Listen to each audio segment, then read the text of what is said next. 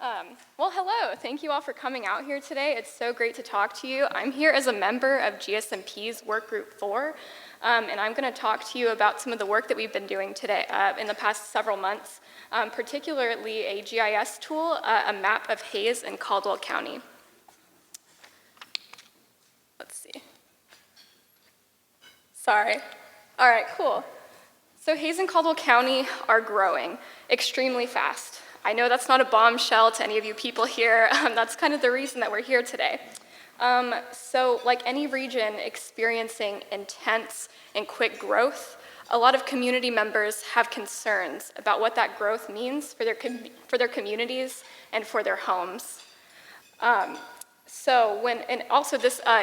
This region is full of many stakeholders who are passionate about different things, growth, development, and conservation.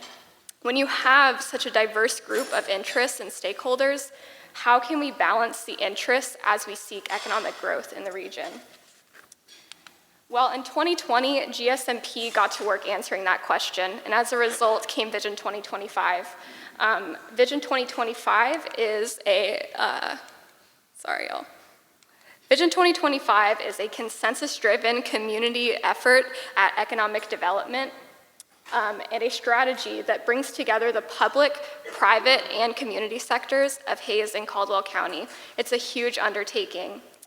The strategy includes efforts to address challenges in the region, like growth, and also capitalize on opportunities and launch the Texas Innovation Corridor into prosperous growth for years to come. And as a result of Vision 2025, 4 goals were outlined for the Texas Innovation Corridor. One of the goals was to support quality employment growth. We also have the goal to optimize the local talent base, a goal to accommodate and manage quality growth, and finally, to enhance community appeal. The community-led and executed work groups were formed to accomplish these goals, empowering diverse voices and perspectives to create change in the innovation corridor without placing all of the power in individual entities. And what results from this strategy of diverse perspectives is something that's truly incredible, and some of the work that we're doing, like the map tool that I'm going to show you today. So Workgroup 4 was formed with one goal in mind: to enhance community appeal. That sounds pretty simple, right? Well, actually, it's a pretty monumental task. It includes attention to the community's workforce, the community's infrastructure, transportation issues, sites and buildings, the natural environment, and so many other complex issues. So how do you even begin? Well, Workgroup 4's ethos cuts to the heart of these challenges. We know that growth is coming to Hays and Caldwell County. We can't change that, and we don't want to change that. But that doesn't mean that there have to be winners and losers as this growth is coming to our region. But the reality is, everything is an exchange. If we choose to develop in one area, then we won't develop in another area, and vice versa. If we outline a particular area of the Texas Innovation Corridor for conservation, that means that development is still coming, but we have to make that decision: where will it go instead? So that's a difficult question. How do you make these decisions, and how do you get input from a diverse group of stakeholders? Well, one solution is good data for all that everyone can see, that's in one place, that has something for everybody to look at. So we need to have these robust conversations, and good data can facilitate that.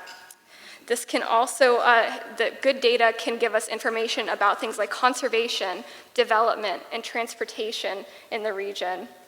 So the decision support tool is an effort to collect that data in one place and visualize that data and what these exchanges can potentially look like in the future. And that's all that the tool is. It doesn't define success. It doesn't indicate that one outcome is better than the other. However, it does leave that power to the community.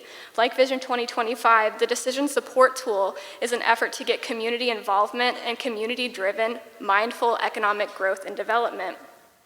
But in many ways, I'm going to contradict myself here a little bit. The process is the product, and the work group is already experiencing immense success. So not everybody can see this slide here, but we have a huge number of people who are involved in this effort. We have a diverse group of stakeholders that are all part of Workgroup 4 and that are helping us develop this decision support tool. For example, our chairs have folks from the public and private sector working together and coordinating these efforts. We also have large group members who are reviewing the tool and giving input. They're engineers, they're conservationists, they're academics, they're developers.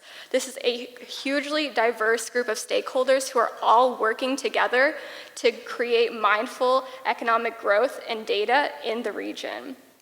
So growth doesn't have to be scary. When we're armed with good data, we have the power to make good decisions. So with all of that about Workgroup 4, I can kind of talk to you about our values. Although we have a huge number of folks a part of Workgroup 4, we have shared values that drive our work. Conservation, development, and transportation are interrelated, and they inform community appeal. We value data, analysis, and metrics to inform a thriving future. Diverse perspectives are an asset to our region and can work thoughtfully in collaboration with each other. And small decisions and regular guidance create lasting influence. And finally, we believe that challenging work can be fun. Although we're working with folks who don't have necessarily the same professional background as us, we can make this challenging work fun and successful. So without further ado, I can kind of show you the decision support tool. Although I can't give you a live demo of the tool today, I do have a couple screenshots of some really exciting layers that I have to show for you. So when you first open up the decision support tool, this is the first thing that you get a look at. This is our boundaries layer. We have points of analysis, including zoning data, parcels, ETJs, cities, census tracts, and county boundaries. What you're looking at right now is these city boundaries as well as the ETJs. In addition to these base layer boundaries, we have National Land Cover Database data from 2019. This provides spatial reference and descriptive data for characteristics of the land surface, for example, impervious cover and percent tree cover. These are hugely important for folks who are coming to the region and want to know what the landscape already looks like and how we can either change that or maintain that same landscape in the region. We also have data about water resources. This is hugely important to the conservation community. Our water resource layer refers to natural resources that are available in the region, including streams, rivers, artificial path vectors, floodplains, major aquifers, and watersheds. So this can guide development for safety, permitting, or conservation reasons. This data is hugely important to a wide variety of stakeholders. We can also decide, what do we want to avoid? We might want to avoid a huge development in a floodplain, or we might want to avoid a percent impervious cover development over the watershed or aquifers. This is important data for everybody to have a good look at. We also have things called analysis layers, and I would say that these are some of the most exciting layers on the tool. One example of these analysis layers is developed land. We can take a look at all the high, medium, and low intensity developed land in Hays and Caldwell County from the National Land Cover Database. The percentage allows easy comparison across cities and ETJs, and also we can take a look at percent developed land in watersheds. So this can help us decide what is a good percentage of developed land for a city, ETJ, or watershed. The tool doesn't claim to make a decision about that, but community members and developers are empowered to take a look at that data and make a decision resulting from that. In addition to the analysis layer of developed land, we also have parks and conserved land. This shows areas that are dedicated to active and passive recreation, and those which have been identified for preservation or conservation, for biodiversity purposes, for water quality, and natural beauty. These percentages demonstrate which cities may be ahead on conservation and which cities have major conservation efforts underway. Again, this asks us, what is the goal of each city and each ETJ, each county? The tool doesn't necessarily tell us what that goal ought to be, but it does give us an update on how we are doing in the region on efforts of conservation and development. So in addition to these analysis layers, we have some other layers that I haven't been able to show you today. We have incredible employment data. We have data on wastewater service areas, water service areas. We have transportation data with active roadways. We have the Campo 2045 plan also on the map. There are so many data points, and they're only growing, and we're only adding more. We're trying to make this tool a tool that can be used by all folks in the community, and we've had great input from everybody so far. So with that, I want to thank you all for listening to my spiel today. It's so exciting to present this tool to you. Growth is coming to Hazen-Caldwell County, but that doesn't have to be scary. We don't have to be afraid of it. Armed with good data, we can make mindful and conscious development decisions, and we can have a seat at the table for all stakeholders in the region. Thank you.